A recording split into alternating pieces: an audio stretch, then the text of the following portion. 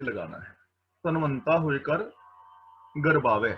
ਗਰਬਾਵੇ ਦਾ ਮਤਲਬ ਜੇ ਕੋਈ ਮਾਣ ਕਰਦਾ ਹੈ, ਧਨਵੰਤਾ ਦਾ ਮਤਲਬ ਧਨ ਵਾਲਾ, ਧਨਾੜ, ਅਮੀਰ ਹੋ ਕੇ।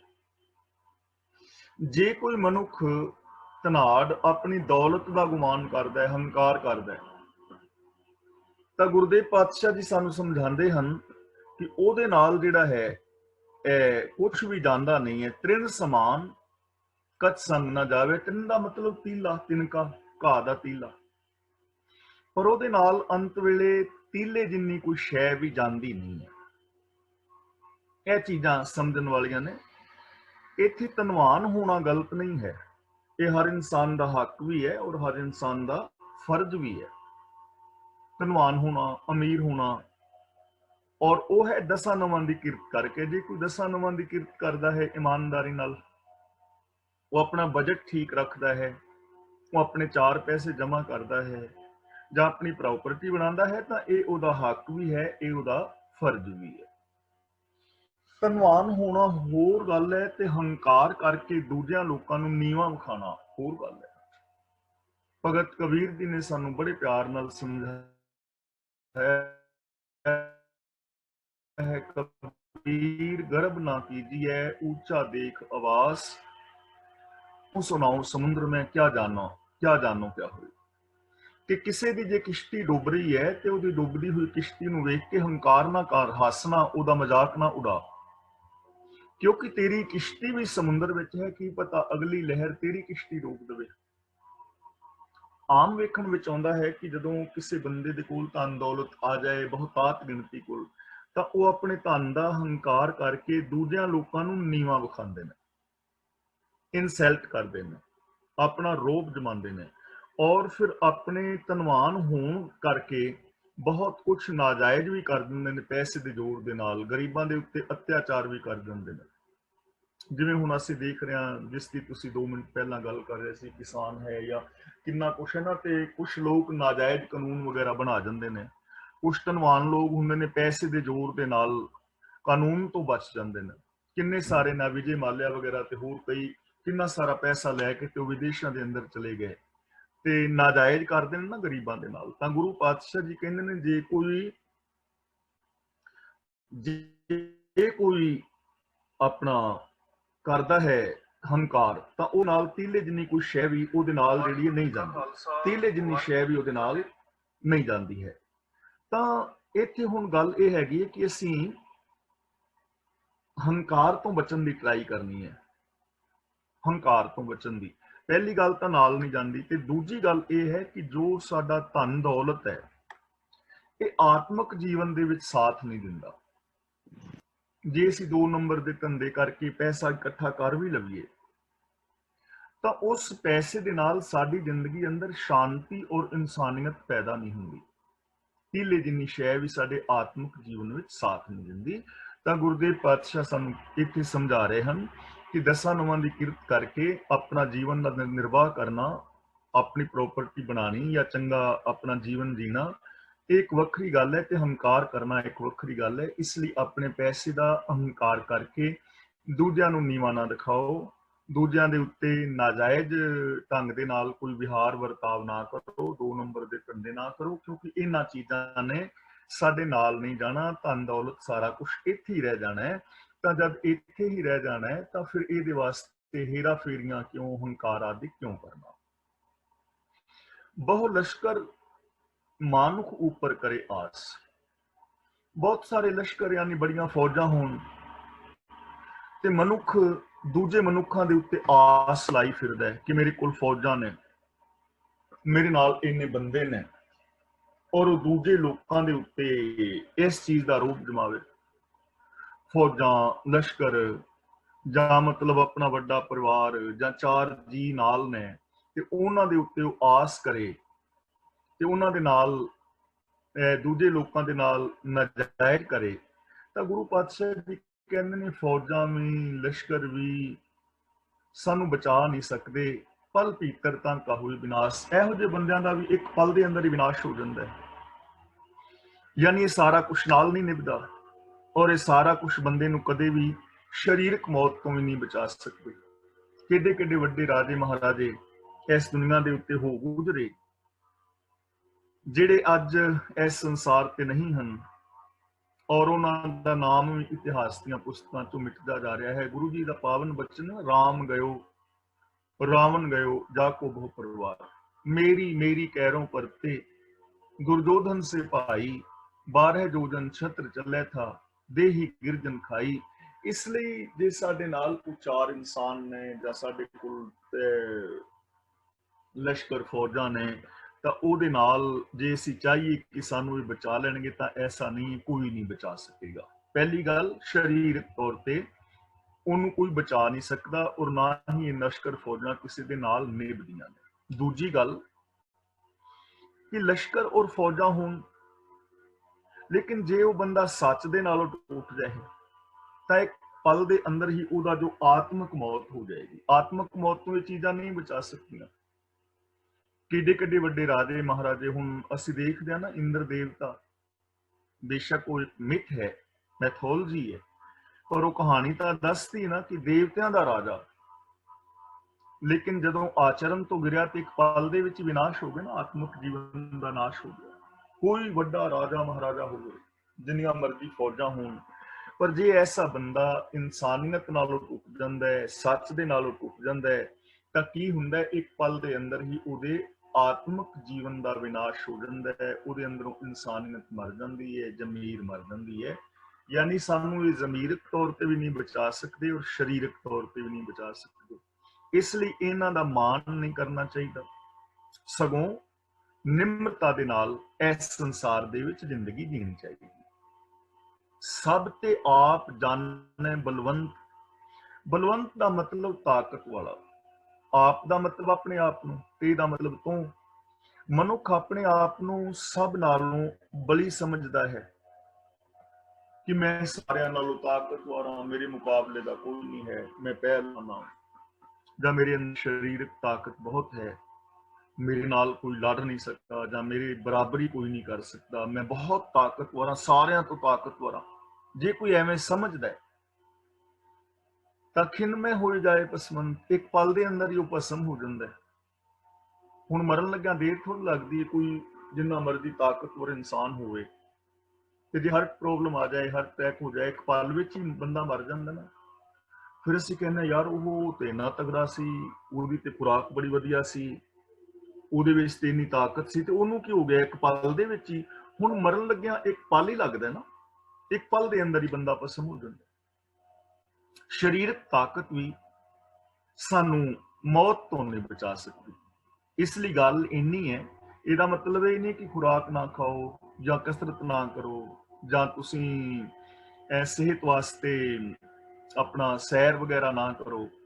ਇਹ ਕਰਨਾ ਜ਼ਰੂਰੀ, ਸਰੀਰਕ ਬਲ ਹੋਣਾ ਚਾਹੀਦਾ ਹੈ, ਪਰ ਇਹਦਾ ਹੰਕਾਰ ਨਾ ਕਰੋ, ਆਪਣੀ ਇਸ ਤਾਕਤ ਦੀ ਨਾਜਾਇਜ਼ ਵਰਤੋਂ ਨਾ ਕਰੋ। ਗੁਰੂ ਜੀ ਸਾਨੂੰ ਕਹਿੰਦੇ ਨੇ, ਨਾਨਕ ਸੋ ਪ੍ਰਭ ਸਿਮਰਿਏ ਤਿਸ ਦੇਹੀ ਕੋ ਪਾਲ, ਕਿ ਇਸ ਦੇਹੀ ਦੀ ਪਾਲਣਾ ਪੋਸ਼ਣਾ ਚੰਗੀ ਤਰ੍ਹਾਂ ਕਰੋ, ਚੰਗੀ ਖੁਰਾਕ ਖਾਓ, ਕਸਰਤ ਕਰੋ, ਮਿਹਨਤ ਕਰੋ, ਲੇਕਿਨ ਰੱਬ ਨੂੰ ਯਾਦ ਰੱਖੋ, ਰੱਬੀ ਗੁਣਾਂ ਨੂੰ ਯਾਦ ਰੱਖੋ, ਨਿਮਰਤਾ ਦੇ ਵਿੱਚ ਰਹੋ, ਹੰਕਾਰ ਨਾ ਕਰੋ, ਕਿਉਂਕਿ ਹੰਕਾਰ ਦੇ ਨਾਲ ਜੀਵਨ ਦੇ ਅੰਦਰ ਸੁੱਖ ਨਹੀਂ ਆਏਗਾ। ਇੱਕ ਪਲ ਦੇ ਵਿੱਚ ਹੀ ਬੰਦੇ ਦੀ ਸਰੀਰਕ ਮੌਤ ਹੋ ਜਾਂਦੀ ਹੈ, ਪਹਿਲੀ ਗੱਲ। ਦੂਜੀ ਗੱਲ ਇਹ ਹੈ ਕਿ ਕੋਈ ਜਿੱਡਾ ਮਰਜ਼ੀ ਪਹਿਲਵਾਨ ਹੋਵੇ, ਜਿੰਨੀ ਮਰਜ਼ੀ ਵੱਡੀ ਤਾਕਤ ਹੋਵੇ, ਤੇ ਜੇ ਉਹ ਸੱਚ ਨਾਲੋਂ ਟੁੱਟ ਜਾਏ ਤਾਂ ਉਹਦੀ ਜੋ ਸਰੀਰਕ ਤਾਕਤ ਹੈ ਉਹ ਇਨਸਾਨੀਅਤ ਤੇ ਨਹੀਂ ਨਾ ਬਚਾ ਸਕਦੀ। ਇੱਕ ਪਲ ਦੇ ਅੰਦਰ ਹੀ ਭਸਮ ਹੋ ਗਿਆ, ਜ਼ਮੀਰ ਮਰ ਗਈ। ਜੇ ਕੋਈ ਤਾਕਤਵਰ ਬੰਦਾ ਵੀ ਈਰਖਾ ਦੀ ਅੱਗ ਵਿੱਚ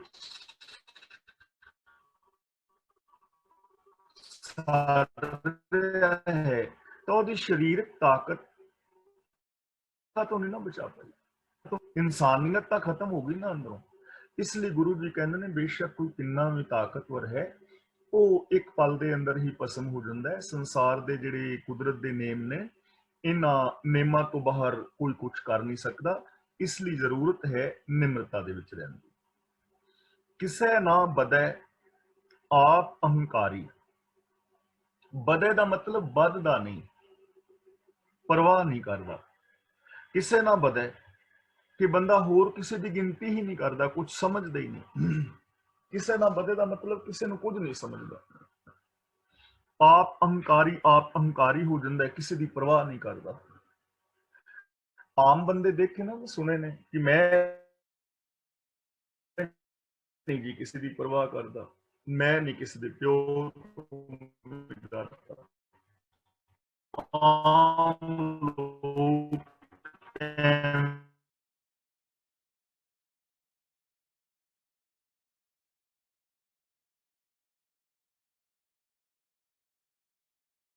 ਖੁਆਰ ਨਹੀਂ ਕਰੇਗਾ ਐਸੀ ਜ਼ਿੰਦਗੀ ਦੇ ਅੰਦਰ।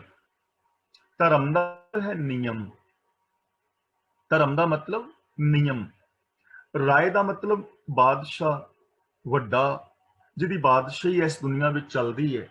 ਨਿਯਮ ਮਹਾਨ ਨਿਯਮ, ਕੁਦਰਤ ਦੇ ਨਿਯਮ, ਰੱਬ ਦੇ ਬਣਾਏ ਹੋਏ ਨਿਯਮ ਫਿਰ ਉਹਨੂੰ ਖੁਆਰ ਕਰਦੇ ਨੇ। ਤੇ ਇਹ ਧਰਮ ਨੂੰ ਤੁਸੀਂ ਠੀਕ ਢੰਗ ਦੇ ਨਾਲ ਸਮਝ ਸਕੋ, ਜੋ ਕਿਵ ਸਚਿਆਰਾ ਹੋਈ ਹੈ ਗਰੁੱਪ ਹੈ, ਉਹਦੇ ਵਿੱਚ ਮੈਂ ਧਰਮ ਦੀ ਜੋ ਅਰਥ ਨੇ ਉਹ ਪਾ ਦਿੱਤੇ ਨੇ। ਭਾਈ ਕਾਨ ਸਿੰਘ ਨਾਭਾ ਨੇ ਜੋ ਲਿਖੇ ਨੇ, ਆਪ ਉਹ ਜ਼ਰੂਰ ਪੜ੍ਹ ਲੈਣਾ। ਉਹ ਮੈਂ ਸਪੈਸ਼ਲ ਇਸੇ ਕਰਕੇ ਪਾਇਆ ਸਨ ਕਿਉਂਕਿ ਇਹ ਧਰਮ ਰਾਏ ਦੀ ਜਿਹੜੀ ਵਿਆਖਿਆ ਹੈ ਉਹਨੂੰ ਅਸੀਂ ਸਮਝ ਸਕੀਏ।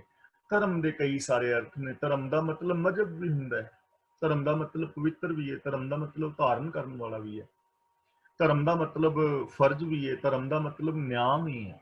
ਤਾਂ ਇੱਥੇ ਧਰਮ ਦਾ ਮਤਲਬ ਨਿਯਮ, ਜਿਹੜੇ ਨੇਮ ਨੇ ਨਾ, ਆਮ ਲੋਕ ਜੋ ਧਰਮ ਰਾਜ ਸਮਝਦੇ ਨੇ ਕਿ ਮਰਨ ਤੋਂ ਬਾਅਦ ਉਹ ਸਾਡੇ ਜੀਵਨ ਦਾ ਲੇਖਾ ਜੋਖਾ ਕਰੇਗਾ। ਗੁਰਬਾਣੀ ਦੇ ਅੰਦਰ ਜੋ ਧਰਮ ਰਾਜ ਸ਼ਬਦ ਵਰਤਿਆ ਹੈ ਨਾ, ਉਹ ਵਰਤਿਆ ਹੈ ਜਿਹੜਾ ਰੱਬ ਦੇ ਬਜਵੇਂ ਨਿਯਮ ਨੇ ਇਹਨਾਂ ਵਾਸਤੇ।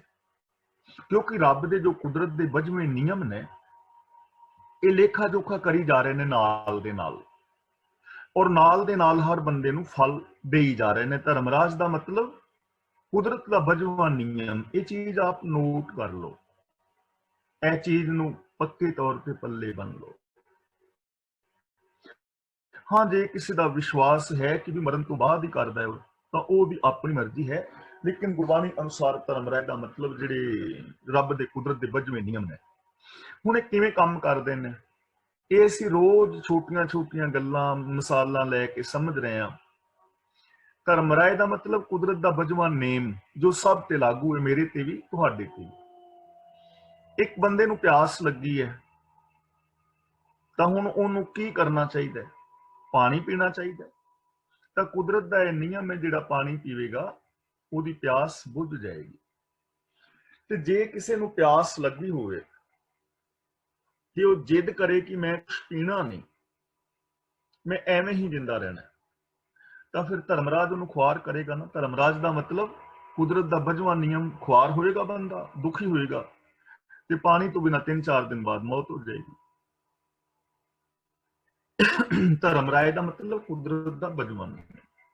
ਸਾਡੇ ਪਰਿਵਾਰਕ ਜ਼ਿੰਦਗੀ ਵੱਲ ਅਸੀਂ ਦੇਖੀਏ, ਜੇ ਪਰਿਵਾਰ ਦੇ ਅੰਦਰ ਅਸੀਂ ਪਿਆਰ ਮੁਹੱਬਤ ਦੇ ਨਾਲ ਰਹਿ ਰਹੇ ਹਾਂ,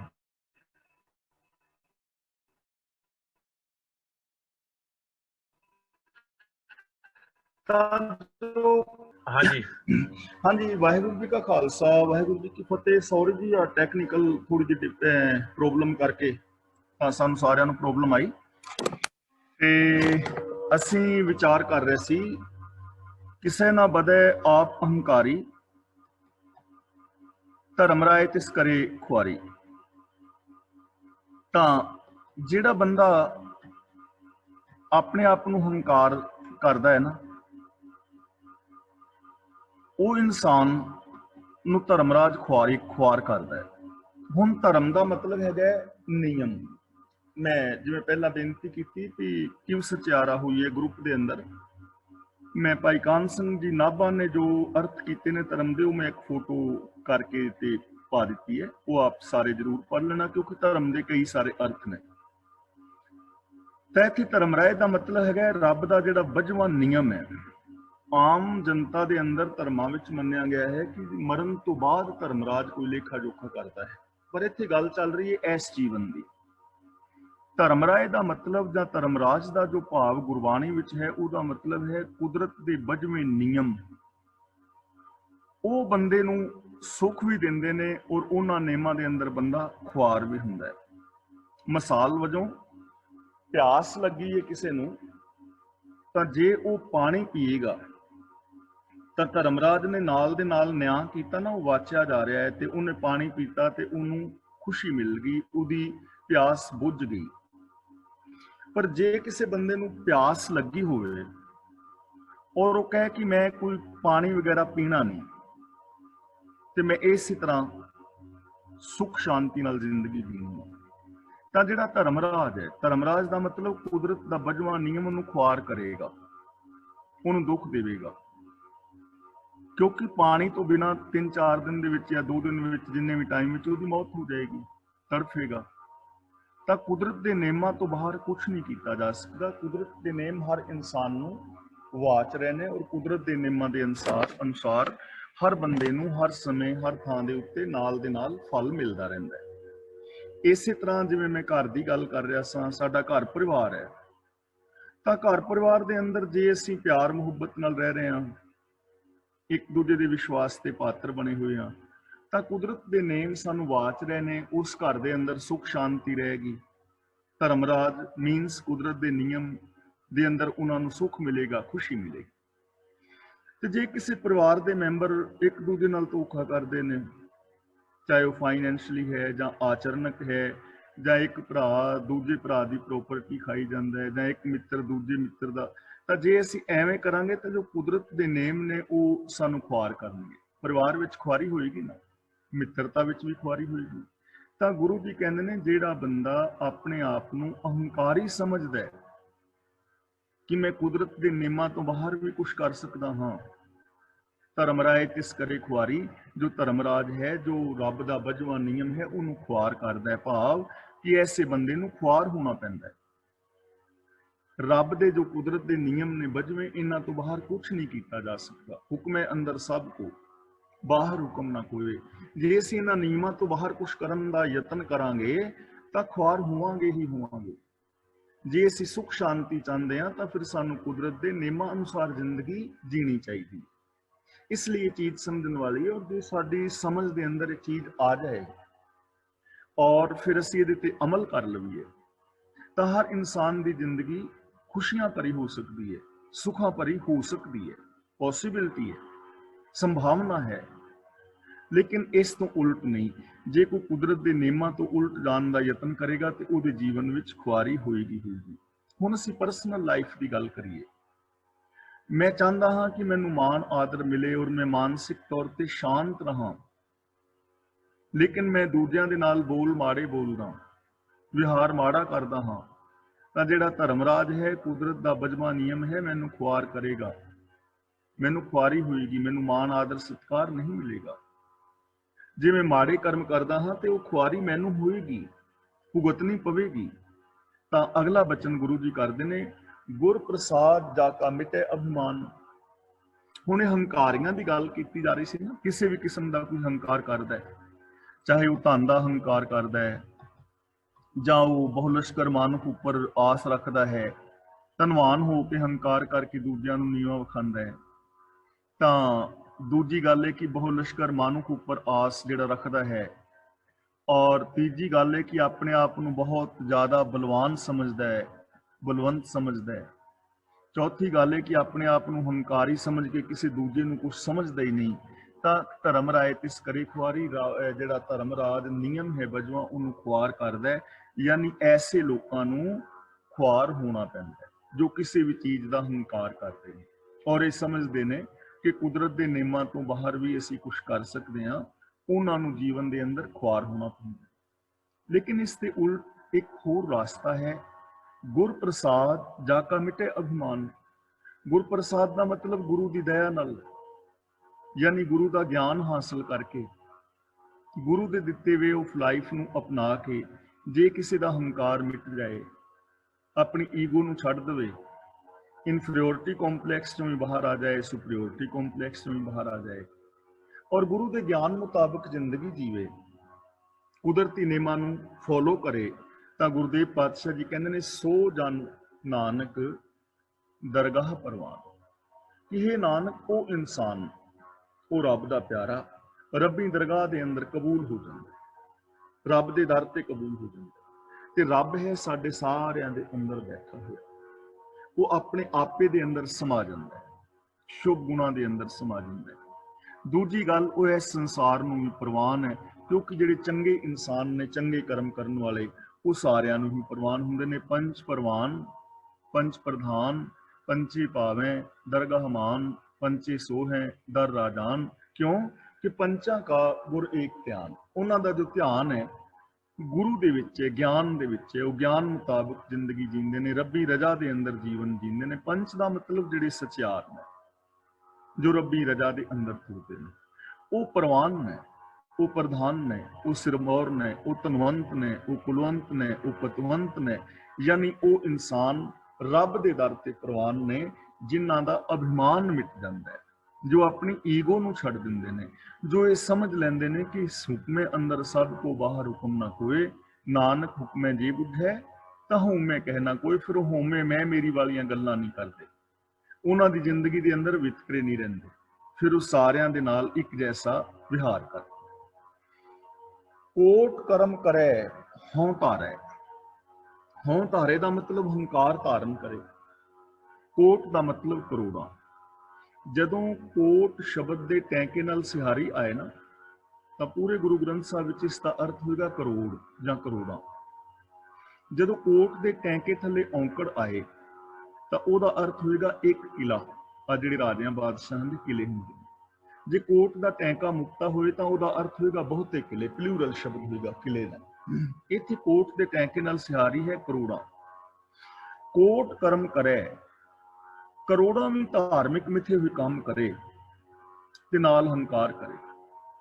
ਕਰੋੜਾਂ ਧਾਰਮਿਕ ਜੋ ਮਿੱਥੇ ਹੋਏ ਕਰਮ ਨੇ ਕਰੇ, ਵਰਤ ਰੱਖੇ, ਸਰਾਧ ਕਰੇ, ਤੀਰਥਾਂ ਤੇ ਨਾਵੇ, ਪੁੰਨ ਦਾਨ ਕਰੇ, ਜਪ ਤਪ ਸੰਜਮ ਕਰੇ, ਤਪ ਕਰੇ, ਉਲਟਾ ਲਟਕੇ, ਜੰਗਲਾਂ ਵਿੱਚ ਚਲਾ ਜਾਏ, ਜਾਂ ਹੋਰ ਜਿੰਨੇ ਵੀ ਕਰਮ ਨੇ ਕਰਦਾ ਫਿਰੇ, ਤੇ ਹੰਕਾਰ ਕਰੇ ਕਿ ਮੈਂ ਇਹ ਕੰਮ ਕਰਨਾ, ਤਾਂ ਗੁਰੂ ਜੀ ਕਹਿੰਦੇ ਸ਼ਰਮ ਪਾਵੈ ਸਗਲੇ ਬਿਰਥਾਰੇ। ਇੱਥੇ ਸ਼ਰਮ ਦਾ ਮਤਲਬ ਹੈਗਾ ਥਕੇਵਾਂ, ਬਿਰਥਾਰੇ ਦਾ ਮਤਲਬ ਵਿਅਰਥ। ਸ਼ਰਮ ਪਾਵੇ ਦਾ ਮਤਲਬ ਇਹ ਕੰਮ ਕਰਕੇ ਉਹਨੂੰ ਸਿਰਫ ਥਕੇਵਾਂ ਮਿਲੇਗਾ, ਇਹ ਸਾਰੇ ਕੰਮ ਉਹਦੇ ਵਿਅਰਥ ਨੇ, ਉਹਨੂੰ ਥਕੇਵਾਂ ਮਿਲੇਗਾ, ਕੰਮ ਕਰ ਕਰਕੇ ਥੱਕ ਜਾਏਗਾ, ਮਿਲਣਾ ਕੁਛ ਵੀ ਨਹੀਂ। ਜਿਵੇਂ ਅਸੀਂ ਕਹਿੰਦੇ ਪਾਣੀ ਵਿੱਚ ਮਧਾਣੀ ਪਾਇਆ, ਕੁਛ ਨਹੀਂ ਮਿਲਦਾ। ਹੁਣ ਪਾਣੀ ਵਿੱਚ ਮਧਾਣੀ ਪਾ ਕੇ ਰਿੜਕੀ ਜਾਓ ਤਾਂ ਦੋ ਚੀਜ਼ਾਂ ਮਿਲਣਗੀਆਂ, ਇੱਕ ਥਕੇਵਾਂ ਤੇ ਇੱਕ ਪਛਤਾਵਾ। ਸਾਰੀ ਜ਼ਿੰਦਗੀ ਪਾਣੀ ਦੇ ਵਿੱਚ ਮਧਾਣੀ ਪਾ ਕੇ ਰਿੜਕੀ ਜਾਓ ਕਿ ਮੱਖਣ ਨਿਕਲੇਗਾ, ਨਿਕਲਣਾ ਥੋੜਾ, ਰਿੜਕ ਕੇ ਥੱਕ ਜਾਓਗੇ, ਤੇ ਅਖੀਰ ਜਦੋਂ ਅੱਖਾਂ ਖੁੱਲਣਗੀਆਂ, ਯਾਰ ਪਾਣੀ ਰਿੜਕਦਿਆਂ ਨਾ ਪਾਣੀ ਦੇ ਵਿੱਚੋਂ ਮੱਖਣ, ਐਵੇਂ ਹੀ ਮੈਂ ਆਪਣਾ ਟਾਈਮ ਬਰਬਾਦ ਕੀਤਾ, ਪਛਤਾਵਾ ਪੱਲੇ ਪੈ ਗਿਆ ਨਾ, ਥਕਾਵਟ ਪੱਲੇ ਪੈ ਗਈ। ਤੀਰਥਾਂ ਤੇ ਨਹਾਈ ਜਾਓ, ਵਰਤ ਕਰੀ ਜਾਓ, ਸਰਾਧ ਕਰੀ ਜਾਓ, ਜਪ ਤਪ ਸੰਜਮ ਕਰੀ ਜਾਓ, ਸਮਾਧੀਆਂ ਲਾਈ ਜਾਓ, ਮਾਲਾ ਫੇਰੀ ਜਾਓ, ਤੇ ਪੱਲੇ ਕੀ ਪੈਗਾ? ਥਕੇਵਾਂ। ਪੱਲੇ ਕੀ ਪੈਗਾ? ਪਛਤਾਵਾ। ਜੇ ਇਹਨਾਂ ਦਾ ਕੋਈ ਹੰਕਾਰ ਕਰੇ ਕਿ ਮੈਂ ਇੰਨੇ ਕੰਮ ਕਰਨਾ, ਤੇ ਕਰੀ ਜਾਏ ਹੰਕਾਰ, ਸਿਰਫ ਥਕੇਵਾਂ ਪੱਲੇ ਪੈਣਾ, ਪਛਤਾਵਾ ਪੱਲੇ ਪੈਣਾ, ਜੀਵਨ ਵਿਅਰਥ ਹੋ ਜਾਏਗਾ, ਸਮਾਂ ਵਿਅਰਥ ਹੋ ਜਾਏਗਾ, ਇਹਨਾਂ ਚੀਜ਼ਾਂ ਚੋਂ ਨਿਕਲਣਾ ਕੁਛ ਨਹੀਂ। ਤੇ ਜੇ ਉਹੀ ਸਮਾਂ ਸੱਚ ਬੋਲਣ ਤੇ ਲਾਏ, ਰੱਬ ਦੀ ਰਜ਼ਾ ਵਿੱਚ ਤੁਰੇ, ਕੁਦਰਤ ਦੇ ਕਾਨੂੰਨਾਂ ਨੂੰ ਸਮਝੇ, ਗੁਰਬਾਣੀ ਨੂੰ ਪੜ੍ਹ ਸੁਣ ਕੇ ਸਮਝ ਕੇ ਗੁਰਬਾਣੀ ਅਨੁਸਾਰ ਜ਼ਿੰਦਗੀ ਜੀਵੇ, ਤਾਂ ਜੀਵਨ ਸਫਲ ਹੋ ਜਾਏਗਾ, ਜੀਵਨ ਅੰਦਰ ਖੁਸ਼ੀਆਂ ਆ ਜਾਣਗੀਆਂ।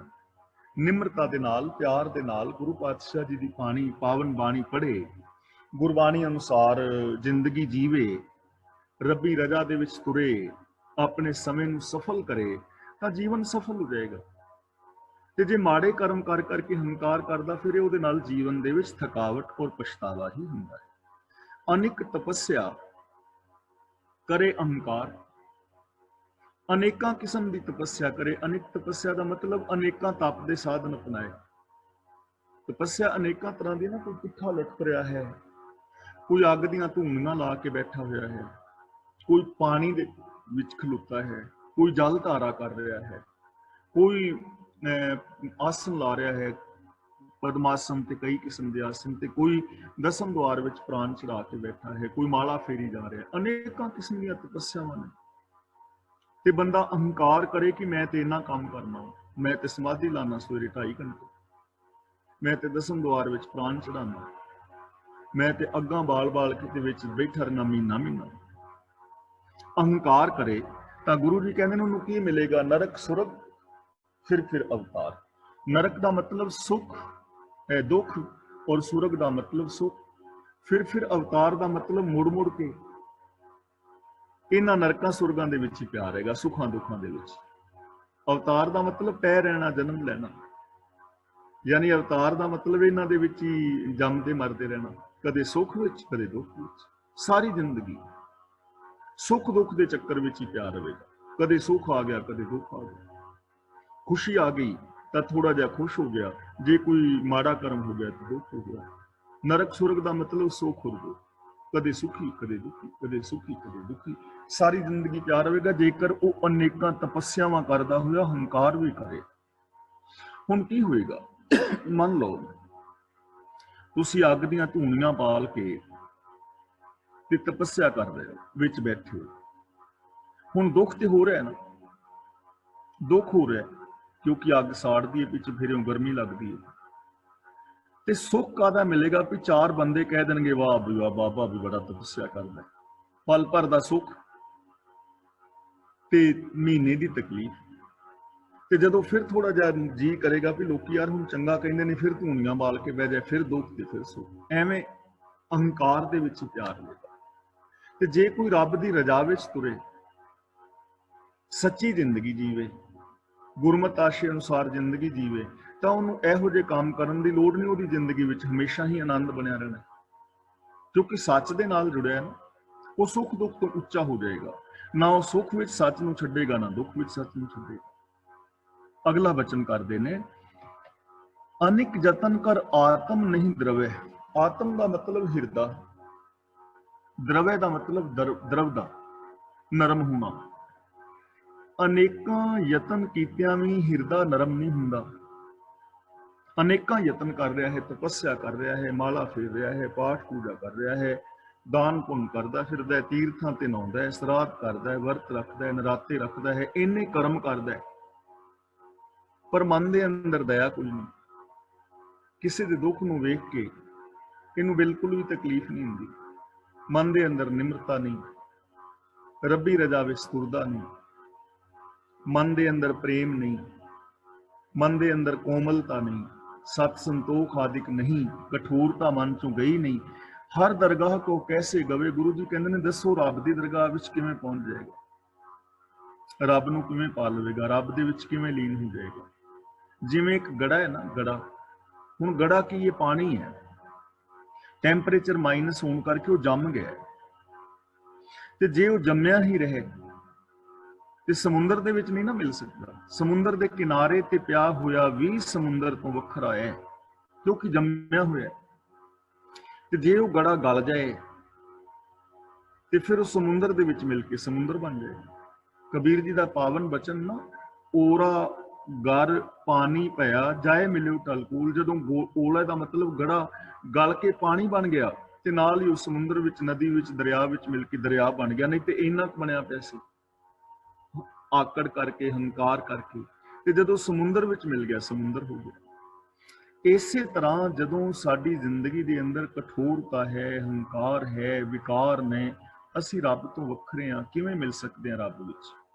पर जे साडे अंदरों कठोरता, हंकार खत्म हो जाए तो असी रब वर्गे हो सकते हैं। असी पावन शब्द पढ़ते हैं ना, सूरज किरण मिले जल का जल हुआ राम, ज्योति ज्योत रली संपूर्ण थी आराम। ਇਹਦਾ अर्थ ਅਸੀਂ आम बहुते वीर करते हैं कि जिवें सूरज की किरण सूरज विच मिल जाती है। हुण सूरज की किरण तो कदे सूरज तो विछड़ी ही नहीं, तो मिलेगी किवें? मिल गई है तो सूरज की किरण मिले, ਇਹਦਾ मतलब है कि गड़े नूं जदों सूरज की किरण मिलती है, जदों गड़े के उत्ते सूरज दीयां किरणां पैंदियां ने, जल का जल हुआ राम, तो वह ढल जाता है, तो पानी है, पानी बन जाता है। इसे तरह जदों गुरु शब्द का प्रकाश साडे ईगो ते पैंदा है ना, ते साडे अंदरों ईगो खत्म हुंदी, साडी भी जोत रब दी जोत विच रल जांदी। ज्योति जोत रली संपूर्ण थी आराम, ते बंदा संपूर्ण हो जाता है। हुण गुरु जी कहंदे ने कि जे कोई अनेकां यतन कर करके भी धार्मिक कर्म करी जावे विखावे दे, लेकिन उहदे हिरदे दे अंदर जे दया नहीं, कोमलता नहीं, ਤਾਂ ਰੱਬ ਦੀ ਦਰਗਾਹ ਵਿੱਚ ਉਹ ਕਿਵੇਂ ਪ੍ਰਵਾਨ ਹੋਊਗਾ। ਆਪਸ ਕੋ ਜੋ ਭਲਾ ਕਹਾਵੇ, ਜਿਹੜਾ ਆਪਣੇ ਆਪ ਨੂੰ ਨੇਕ ਅਖਵਾਉਂਦਾ ਹੈ। ਦੇਖੋ, ਨੇਕ ਔਰ ਭਲਾ ਹੋਣਾ ਇੱਕ ਵੱਖਰੀ ਗੱਲ ਹੈ, ਤੇ ਆਪਣੇ ਆਪ ਨੂੰ ਭਲਾ ਅਖਵਾਉਣ ਦੇ ਉੱਤੇ ਸਾਰਾ ਟਿੱਲ ਲਾ ਦੇਣਾ ਇਹ ਵੱਖਰੀ ਗੱਲ ਹੈ। ਜਿਹੜਾ ਭਲਾ ਬੰਦਾ ਹੈ ਨਾ, ਭਗਤ ਪੂਰਨ ਸਿੰਘ ਨੇ ਇਸ਼ਤਿਹਾਰ ਨਹੀਂ ਕਦੇ ਛਪਵਾਏ ਸਨ ਕਿ ਮੈਨੂੰ ਚੰਗਾ ਕਹੋ। ਉਹਨੇ ਕੰਮ ਕੀਤੇ ਨੇ, ਲੋਕ ਚੰਗਾ ਕਹਿੰਦੇ ਨੇ। ਭਾਈ ਕਨ੍ਹੱਈਆ ਜੀ ਨੂੰ ਇਸ਼ਤਿਹਾਰ ਛਪਵਾਉਣ ਦੀ ਲੋੜ ਨਹੀਂ ਕਿ ਮੈਂ ਚੰਗਾ ਹਾਂ, ਕਿਉਂਕਿ ਕੰਮ ਦਿਸ ਰਹੇ ਨੇ, ਚੰਗਾ ਹੈ ਤੇ ਲੋਕ ਕਹਿ ਰਹੇ ਨੇ। ਜੇ ਮੈਨੂੰ ਇਹ ਗੱਲ ਕਹਿਣ ਦੀ ਲੋੜ ਪੈ ਰਹੀ ਹੈ ਨਾ ਕਿ ਮੈਂ ਚੰਗਾ ਹਾਂ, ਤਾਂ ਇਹਦਾ ਮਤਲਬ ਮੇਰੇ 'ਚ ਕਿਤੇ ਪ੍ਰੋਬਲਮ ਹੈ, ਮੈਂ ਚੰਗਾ ਨਹੀਂ ਹਾਂ। ਜੇ ਮੈਂ ਚੰਗਾ ਹੁੰਦਾ ਮੈਨੂੰ ਕਹਿਣ ਦੀ ਲੋੜ ਨਹੀਂ ਸੀ, ਲੋਕਾਂ ਨੇ ਕਹਿਣਾ ਸੀ ਚੰਗਾ। ਚੰਗੇ ਕੰਮ ਕਰੋ, ਲੋਕ ਆਪ ਚੰਗਾ ਕਹਿਣਗੇ। ਤੇ ਜੇ ਚੰਗਾ ਇੱਕ ਕੰਮ ਕਰਕੇ, ਤਾਂ ਪਿੱਛੇ ਇੱਕ ਫੋਟੋ ਹੋਈ ਸੀ ਨਾ ਵਾਇਰਲ, ਹਸਪੀਟਲ ਦੇ ਅੰਦਰ ਕੁਝ ਲੋਕ ਦਾਨ ਕਰਨ ਗਏ ਸਨ, 4 ਬੰਦੇ ਤੇ ਇੱਕ ਮਰੀਜ਼ ਨੂੰ 2 ਕੇਲੇ ਦੇ ਰਹੇ ਨੇ। ਵੇਖੀ ਫੋਟੋ ਤੁਸੀਂ ਸਾਰੇ, 4 ਬੰਦੇ ਤੇ ਇੱਕ ਮਰੀਜ਼ ਨੂੰ 2 ਕੇਲੇ ਦੇ ਰਹੇ ਨੇ। ਹੁਣ ਇਹਦੇ ਨਾਲ ਕਿੰਨੀ ਕੁ ਉਹਨਾਂ ਦੀ ਚੰਗਿਆਈ ਹੋਈ, ਮਿੱਟੀ ਪਲੀਤ ਹੋਈ ਨਾ, ਸਾਰੀ ਦੁਨੀਆ 'ਚ ਮਿੱਟੀ ਪਲੀਤ ਹੋਈ। ਤਾਂ ਜਿਹੜਾ ਆਪਣੇ ਆਪ ਨੂੰ ਚੰਗਾ ਅਖਵਾਉਣ ਦਾ ਯਤਨ ਕਰਦਾ ਹੈ, ਸਾਬਤ ਕਰਨ ਦਾ ਯਤਨ ਕਰਦਾ ਹੈ, ਕਿਸੇ ਭਲਾਈ ਨਿਕਟ ਨਾ ਆਵੇ, ਨੇਕੀ ਉਹਦੇ ਨੇੜੇ ਵੀ ਨਹੀਂ ਹੁੰਦੀ, ਨੇਕੀ ਉਹਦੇ ਨੇੜੇ ਤੇੜੇ ਵੀ ਨਹੀਂ ਹੁੰਦੀ। ਤਾਂ ਇਸ ਲਈ ਚੰਗੇ ਕੰਮ ਕਰੋ, ਲੇਕਿਨ ਉਹਨਾਂ ਨੂੰ ਪ੍ਰੂਵ ਕਰਨ ਦੀ ਲੋੜ ਨਹੀਂ ਹੈ। ਚੰਗੇ ਬੰਦੇ ਬਣੋ, ਪਰ ਚੰਗੇ ਬੰਦੇ ਬਣ ਕੇ ਆਪਣੇ ਆਪ ਨੂੰ ਪ੍ਰੂਵ ਕਰਨ ਵਾਸਤੇ ਟਾਈਮ ਵਿਅਰਥ ਨਾ ਕਰੋ। ਲੋਕ ਕਹਿਣਗੇ, ਜਦੋਂ ਤੁਸੀਂ ਚੰਗੇ ਹੋ ਜਾਓਗੇ ਲੋਕ ਚੰਗਾ ਕਹਿਣਗੇ। ਗੁਲਾਬ ਦੇ ਫੁੱਲ ਨੂੰ ਲੋਕ ਕਹਿੰਦੇ ਨੇ ਕਿ ਗੁਲਾਬ ਦਾ ਫੁੱਲ ਸੋਹਣਾ ਹੈ, ਉਹਦੇ ਅੰਦਰ ਸੁਗੰਧ ਹੈ, ਉਹਨੂੰ ਪ੍ਰੂਵ ਕਰਨ ਦੀ ਲੋੜ ਨਹੀਂ ਹੈ। ਤੇ ਜਿਹੜੇ ਪ੍ਰੂਵ ਕਰਦੇ ਫਿਰਦੇ ਨੇ, ਹੰਕਾਰ ਕਰਦੇ ਫਿਰਦੇ ਨੇ, ਉਹਨਾਂ ਦੇ ਨੇੜੇ ਵੀ ਕਦੇ ਚੰਗਿਆਈ ਨਹੀਂ ਆਉਂਦੀ। ਉਹ ਫਿਰ 2-2 ਕੇਲੇ ਦੇ ਕੇ ਫੋਟੋਆਂ ਖਿਚਾਉਂਦੇ ਫਿਰਦੇ। ਸਰਬ ਕੀ ਰੇਨ ਜਾ ਕਾ ਮਨ ਹੋਏ। ਤੇ ਜੇ ਕਿਸੇ ਦਾ ਮਨ ਜਿਹੜਾ ਸਾਰਿਆਂ ਦੀ ਚਰਨ ਧੂੜ ਬਣ ਜਾਏ, ਯਾਨੀ ਨਿਮਰਤਾ ਆ ਜਾਏ। ਇਸ ਸ਼ਲੋਕ ਦੇ ਸ਼ੁਰੂ ਵਿੱਚ ਸੀ ਨਾ, ਅਸ਼ਟਪਦੀ ਦੇ ਸ਼ੁਰੂ ਵਿੱਚ ਸ਼ਲੋਕ ਜੋ ਹੈ ਕਿ ਸੁਖੀ ਬਸੇ ਮਸਕੀਨੀਆਂ, ਜਿਹੜਾ ਨਿਮਰਤਾ ਵਾਲਾ ਬੰਦਾ ਹੈ ਉਹ ਸੁਖੀ ਵਸਦਾ ਹੈ। ਆਪ ਨਿਵਾਰ ਤਲੇ ਦਾ ਮਤਲਬ ਉਹ ਨਿਮਰਤਾ ਵਿੱਚ ਰਹਿੰਦਾ ਹੈ, ਕਾਨੂੰਨਾਂ ਨੂੰ ਫੋਲੋ ਕਰਦਾ ਹੈ। ਬੜੇ ਬੜੇ ਅਹੰਕਾਰੀਆਂ ਨਾਨਕ ਗਰਭ ਗਲੇ, ਜਿਹੜੇ ਵੱਡੇ ਵੱਡੇ ਹੰਕਾਰੀ ਨੇ ਉਹ ਆਪਣੇ ਹੰਕਾਰ ਵਿੱਚ ਹੀ ਗਲ ਜਾਂਦੇ ਨੇ। ਤਾਂ ਗੁਰੂ ਜੀ ਕਹਿੰਦੇ ਨੇ, ਹੁਣ ਸਰਬ ਕੀ ਰੇਨ ਜਾ ਕਾ ਮਨ ਹੋਏ, ਜਿਹਦਾ ਮਨ ਸਾਰਿਆਂ ਦੀ ਚਰਨ ਧੂੜ ਬਣ ਜਾਂਦਾ ਹੈ, ਭਾਵ ਨਿਮਰਤਾ ਦਾ ਜਿਹੜਾ ਵਿਹਾਰ ਕਰਦਾ ਹੈ। ਕਹੋ ਨਾਨਕ ਤਾਂ ਕਿ ਨਿਰਮਲ ਸੋਏ। ਗੁਰੂ ਪਾਤਸ਼ਾਹ ਜੀ ਕਹਿੰਦੇ ਨੇ, ਉਸ ਮਨੁੱਖ ਦੀ ਸ਼ੋਭਾ ਖਿਲਰਦੀ ਹੈ। ਨਿਰਮਲ ਦਾ ਮਤਲਬ ਮੈਲ ਤੋਂ ਰਹਿਤ, ਸੋਏ ਦਾ ਮਤਲਬ ਸ਼ੋਭਾ। ਗੁਰੂ ਜੀ ਕਹਿੰਦੇ ਨੇ ਉਹਦੀ ਪਵਿੱਤਰ ਸ਼ੋਭਾ ਖਿਲਰਦੀ ਹੈ, ਉਹਦੀ ਸ਼ੋਭਾ ਨਿਰਮਲ ਹੈ, ਮੈਲ ਤੋਂ ਰਹਿਤ ਹੈ। ਔਰ ਲੋਕ ਉਹਨੂੰ ਕਹਿੰਦੇ ਨੇ ਚੰਗਾ ਹੈ, ਲੋਕ ਉਹਨੂੰ ਕਹਿੰਦੇ ਨੇ ਮਹਾਨ ਹੈ। ਉਹਦੀ ਫਿਰ ਸ਼ੋਭਾ ਇਸ ਦੁਨੀਆ ਵਿੱਚ ਖਿਲਰਦੀ ਹੈ। ਤਾਂ ਇਹਦਾ ਮਤਲਬ ਕਿ ਜੇ ਅਸੀਂ ਚਾਹੁੰਦੇ ਹਾਂ ਕਿ ਸਾਡੀ ਸ਼ੋਭਾ ਲੋਕ ਕਰਨ, ਤਾਂ ਸਾਡੇ ਅੰਦਰ ਇਹ ਚਾਹਤ ਨਹੀਂ ਹੋਣੀ ਚਾਹੀਦੀ, ਪਹਿਲੀ ਗੱਲ ਤਾਂ। ਦੂਜੀ ਗੱਲ ਹੈ ਕਿ ਨਿਮਰਤਾ ਦੇ ਨਾਲ, ਸ਼ੁੱਧ ਹਿਰਦੇ ਨਾਲ, ਪਿਆਰ ਮੁਹੱਬਤ ਨਾਲ, ਨਿਸ਼ਕਾਮ ਭਾਵਨਾ ਦੇ ਨਾਲ ਜਦੋਂ ਜ਼ਿੰਦਗੀ ਜੀਵੋਗੇ, ਕਿਸੇ ਦੀ ਹੈਲਪ ਕਰੋਗੇ, ਸੋਹਣਾ ਜੀਵਨ ਜੀਵੋਗੇ, ਸ਼ੋਭਾ ਚਾਰ ਚੁਫੇਰੇ ਆਟੋਮੈਟਿਕਲੀ ਖਿਲਰ ਜਾਏਗੀ। ਉਹਦੀ ਸ਼ੋਭਾ ਨਿਰਮਲ ਹੈ, ਮੈਲ ਤੋਂ ਰਹਿਤ ਹੈ, ਕਿਉਂਕਿ ਉਹ ਅੰਦਰੋਂ ਬਾਹਰੋਂ ਪਵਿੱਤਰ ਹੈ। ਜਬ ਲਗ ਜਾਣੈ ਮੁਝ ਤੇ ਕਛ ਹੋਏ। ਜਬ ਲਗ ਦਾ ਮਤਲਬ ਜਦੋਂ ਤੱਕ ਮਨੁੱਖ ਇਹ ਸਮਝਦਾ ਹੈ ਕਿ ਮੈਂ ਕੁਝ ਕਰ ਸਕਦਾ ਹਾਂ, ਮੇਰੇ ਤੋਂ ਕੁਝ ਹੋ ਸਕਦਾ ਹੈ। ਹੁਣ ਇਹ ਚੀਜ਼ ਸਮਝਣ ਵਾਲੀ, ਇਹਦਾ ਮਤਲਬ ਇਹ ਨਹੀਂ ਕਿ ਗੁਰੂ ਜੀ ਸਾਨੂੰ ਕਹਿ ਰਹੇ ਨੇ ਕਿ ਤੁਹਾਡੇ ਤੋਂ ਕੁਝ ਹੋ ਹੀ ਨਹੀਂ ਸਕਦਾ। ਤੁਸੀਂ ਬਹੁਤ ਕੁਝ ਕਰ ਸਕਦੇ ਹੋ, ਮੈਂ ਬਹੁਤ ਕੁਝ ਕਰ ਸਕਦਾ ਹਾਂ, ਮੇਰੇ ਤੋਂ ਕੁਝ ਹੋ ਸਕਦਾ ਹੈ, ਲੇਕਿਨ ਹੁਕਮ ਤੋਂ ਉਲਟ ਨਹੀਂ ਹੋ ਸਕਦਾ। ਇਹ ਚੀਜ਼ ਸਮਝਣ ਵਾਲੀ ਹੈ। ਜਬ ਲਗ ਜਾਣੈ ਮੁਝ ਤੇ ਕਛ ਹੋਏ, ਜਦੋਂ ਤੱਕ ਬੰਦਾ ਇਹ ਸਮਝਦਾ ਹੈ ਕਿ ਰੱਬੀ ਹੁਕਮ ਤੋਂ ਉਲਟ ਵੀ ਮੈਂ ਕੁਝ ਕਰ ਸਕਦਾ, ਕੁਦਰਤ ਦੇ ਨਿਯਮਾਂ ਤੋਂ ਬਾਹਰ ਵੀ ਮੈਂ ਕੁਝ ਕਰ ਸਕਦਾ ਹਾਂ, ਤਬ ਇਸ ਕੋ ਸੁਖ ਨਾਹੀ ਕੋਏ, ਤਦ ਤਾਈਂ ਇਹਨੂੰ ਕੋਈ ਸੁਖ ਨਹੀਂ ਮਿਲ ਸਕਦਾ। ਹੁਣ ਦੱਸੋ, ਅਸੀਂ ਰੋਜ਼ ਇਹ ਚੀਜ਼ ਵਿਚਾਰ ਰਹੇ ਹਾਂ ਕਿ ਰੱਬੀ ਰਜ਼ਾ ਤੋਂ, ਹੁਕਮ ਤੋਂ ਬਾਹਰ ਕੁਝ ਹੋ ਸਕਦਾ ਹੈ? ਕੀ ਅਸੀਂ ਆਕਸੀਜਨ ਤੋਂ ਬਿਨਾਂ ਜਿੰਦਾ ਰਹਿ ਸਕਦੇ ਹਾਂ? ਪਾਣੀ ਤੋਂ ਬਿਨਾਂ ਜਿੰਦਾ ਰਹਿ ਸਕਦੇ ਹਾਂ? ਤਾਂ ਜੇ ਅਸੀਂ ਕਹੀਏ ਕਿ ਅਸੀਂ ਇਹਨਾਂ ਚੀਜ਼ਾਂ ਤੋਂ ਬਿਨਾਂ ਜਿੰਦਾ ਰਹਿ ਸਕਦੇ ਹਾਂ, ਹਾਂਜੀ ਮੈਂ ਰਹਿ ਸਕਦਾ ਹਾਂ, ਤਾਂ ਫਿਰ ਸੁੱਖ ਨਹੀਂ ਨਾ ਇਸ ਚੀਜ਼ ਦਾ। ਜਦੋਂ ਮੈਂ ਰਹਿਣ ਦਾ ਯਤਨ ਕਰਾਂਗਾ, ਰਿਹਾ ਜਾਣਾ ਨਹੀਂ, ਨਾਲ ਦੇ ਨਾਲ ਮੌਤ ਹੋਣੀ। ਜੇ ਮੈਂ ਕਹਾਂ ਕਿ ਮੈਂ ਪਹਾੜ ਤੋਂ ਛਾਲ ਮਾਰ ਦਿਆਂ ਬਾਕੀਆਂ ਨੂੰ ਤੇ ਸੱਟਾਂ ਲੱਗਣਗੀਆਂ, ਲੱਤਾਂ ਟੁੱਟਣਗੀਆਂ, ਮੈਨੂੰ ਕੁਛ ਨਹੀਂ ਹੋਣਾ। ਇਹ ਤੇ ਉਦੋਂ ਨਾ ਜਦੋਂ ਮੈਂ ਪਹਾੜ ਤੋਂ ਰਿੜਾਂਗਾ ਤੇ ਸਾਰਾ ਕੁਝ ਗੋਡੇ ਗਿੱਟੇ ਛਿੱਲੇ ਫਿਰ ਪਤਾ ਲੱਗਣਾ ਨਾ। जब लग जाने मुझ ते कछ हुए, जदों तक ये समझदा है कि मैं रब्बी हुक्म तो उल्ट कुछ कर सकना, तब इसको सुख ना ही कोई, उदों तक इनू कोई सुख नहीं है, कितों भी सुख नहीं मिल सकता। ਅਸੀਂ ਕਹਿੰਦੇ ਆ ਨਾ ਬਾਬੇ ਐਵੇਂ ਕਰ ਦੇਣਗੇ, ਫਲਾਂ ਬਾਬੇ ਤੋਂ ਸਾਨੂੰ ਸੁਖ ਮਿਲ ਜਾਏਗਾ, ਤੇ ਜਦੋਂ ਤੱਕ ਅਸੀਂ ਇਹ ਆਸ ਲਾਈ ਬੈਠੇ ਰਹਾਂਗੇ ਕਿ ਹੁਕਮ ਤੋਂ ਉਲਟ ਵੀ ਕੁਝ ਹੋ ਸਕਦਾ, ਉਦੋਂ ਤੱਕ ਦੁੱਖ ਹੀ ਨਹੀਂ। ਜੇ ਕੋਈ ਕਵੇ ਕਿ ਮੈਂ ਸਕੂਲ ਵਿੱਚ ਪੜ੍ਹਾਂ ਵੀ ਨਾ ਤੇ ਪੇਪਰ ਵੀ ਨਾ ਦਿਆਂ ਤੇ ਮੈਂ ਇੰਜੀਨੀਅਰ ਬਣ ਸਕਦਾ, ਕਦੇ ਵੀ ਨਹੀਂ ਬਣ ਸਕਦਾ, ਹੋ ਹੀ ਨਹੀਂ ਸਕਦਾ, ਕਿਉਂਕਿ ਉਹਨੂੰ ਸਾਰਾ ਕੁਝ ਪੜ੍ਹਨਾ ਪੈਣਾ, ਸਿੱਖਣਾ ਪੈਣਾ, ਪੇਪਰ ਦੇਣੇ ਪੈਣੇ ਨੇ, ਡਿਗਰੀ ਲੈਣੀ ਪੈਣੀ ਹੈ, ਤਾਂ ਹੀ ਆ। ਤਾਂ ਜੇ ਅਸੀਂ ਸੁੱਖ ਚਾਹੁੰਦੇ ਹਾਂ, ਜਿਹੜਾ ਵੀ ਸੁੱਖ ਚਾਹੁੰਦੇ ਹਾਂ, ਉਹਦੀ ਰਿਕੁਆਇਰਮੈਂਟ ਪੂਰੀ ਕਰਨੀ ਪਵੇਗੀ।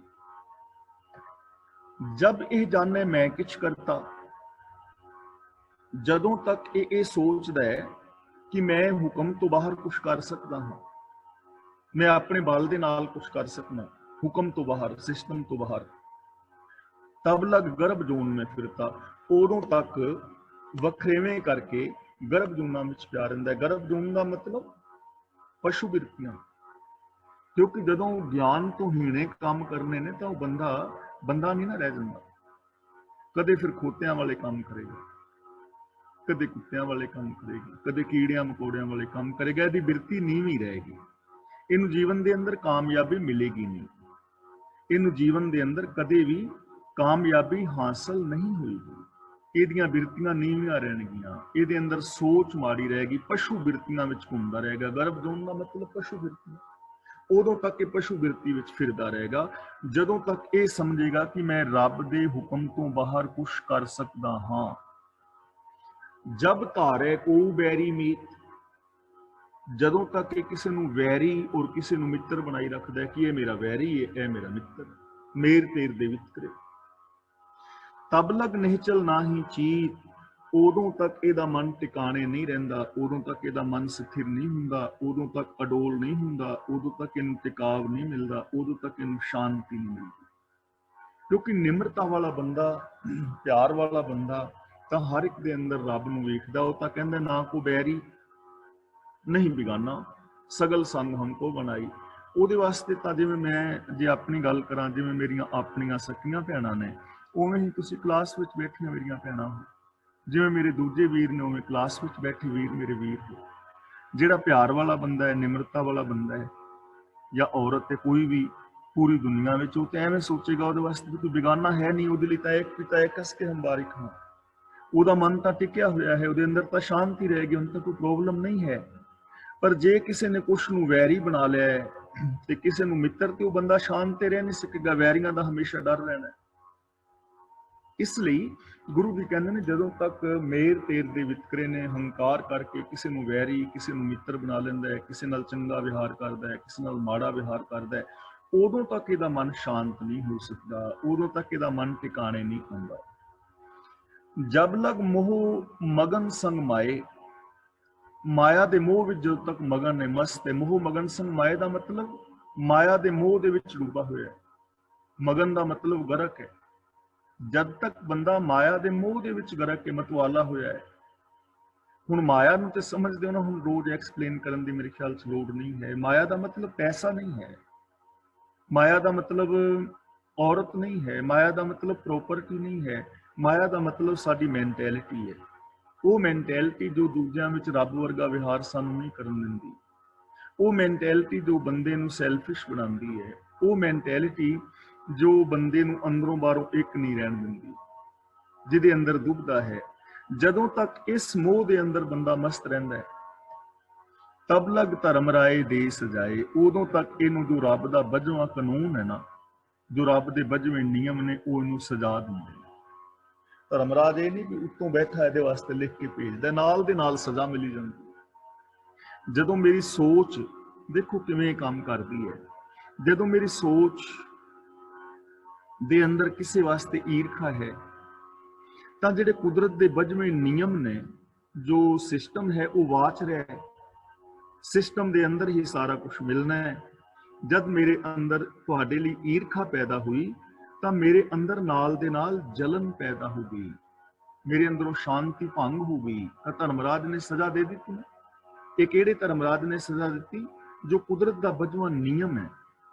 ਤੇ ਜੇ ਮੇਰੇ ਅੰਦਰ ਪਰਉਪਕਾਰ ਦੀ ਭਾਵਨਾ ਹੈ, ਜੇ ਮੇਰੇ ਅੰਦਰ ਪ੍ਰੇਮ ਦੀ ਭਾਵਨਾ ਹੈ, ਜੇ ਮੇਰੇ ਅੰਦਰ ਕਿਸ ਦਾ ਸਹਿਯੋਗ ਕਰਨ ਦੀ ਭਾਵਨਾ ਹੈ, ਤਾਂ ਮੇਰਾ ਅੰਦਰ ਖੁਸ਼ ਹੋਏਗਾ ਕਿ ਮੈਂ ਕਿਸੇ ਦੀ ਹੈਲਪ ਕਰਨੀ ਹੈ, ਕਿਸੇ ਦੇ ਨਾਲ ਮੈਂ ਪਿਆਰ ਕਰ ਰਿਹਾ ਹਾਂ, ਮੇਰੇ ਅੰਦਰ ਸੱਚਾਈ ਹੈ, ਦਇਆ ਹੈ, ਖੁਸ਼ੀ ਮਿਲ ਗਈ ਨਾ। ਤਾਂ ਇਹ ਖੁਸ਼ੀ ਕਿਸ ਧਰਮਰਾਜ ਨੇ ਦਿੱਤੀ? ਜੋ ਕੁਦਰਤ ਦਾ ਨਿਯਮ ਹੈ, ਜੋ ਸਿਸਟਮ ਹੈ, ਕਿਉਂਕਿ ਸਿਸਟਮ ਦੇ ਅੰਦਰ ਹੋਣਾ ਹੀ ਐਵੇਂ ਹੈ। ਤਾਂ ਗੁਰੂ ਜੀ ਕਹਿੰਦੇ ਨੇ ਜਦੋਂ ਤੱਕ ਇਹ ਮਾੜੀ ਸੋਚ ਦੇ ਅਧੀਨ ਰਹਿੰਦਾ ਹੈ, ਉਦੋਂ ਤੱਕ ਕੁਦਰਤ ਦਾ ਬਜਵਾ ਨਿਯਮ ਇਹਨੂੰ ਸਜ਼ਾਵਾਂ ਦਿੰਦਾ ਹੈ, ਇਹਨੂੰ ਦੁੱਖ ਦਿੰਦਾ ਹੈ। ਪ੍ਰਭ ਕਿਰਪਾ ਤੇ ਬੰਧਨ ਟੁੱਟੈ। ਹੁਣ ਪ੍ਰਭੂ ਦੀ ਕਿਰਪਾ ਦੇ ਨਾਲ ਇਹ ਬੰਧਨ ਟੁੱਟ ਸਕਦੇ ਨੇ। ਹਉਮੈ ਵਾਲੇ, ਵਿਕਾਰਾਂ ਵਾਲੇ, ਮਾੜੀ ਸੋਚ ਵਾਲੇ, ਇਹ ਵੀ ਸਿਸਟਮ ਦੇ ਵਿੱਚ ਹੀ ਹੈ। ਸਿਸਟਮ ਦੇ ਅੰਦਰ ਰਹਿ ਕੇ ਬੰਧਨ ਟੁੱਟ ਸਕਦੇ। ਮੇਰ ਪੀਰ ਦੇ ਬੰਧਨ, ਈਰਖਾ ਦਵੇਸ਼ ਦੇ ਬੰਧਨ, ਅਹੰਕਾਰ ਦੇ ਬੰਧਨ, ਕ੍ਰੋਧ ਦੇ ਬੰਧਨ, ਇਹ ਸਾਰੇ ਬੰਧਨ ਟੁੱਟ ਸਕਦੇ ਨੇ, ਮਿਟ ਸਕਦੇ ਨੇ। ਕਿਵੇਂ?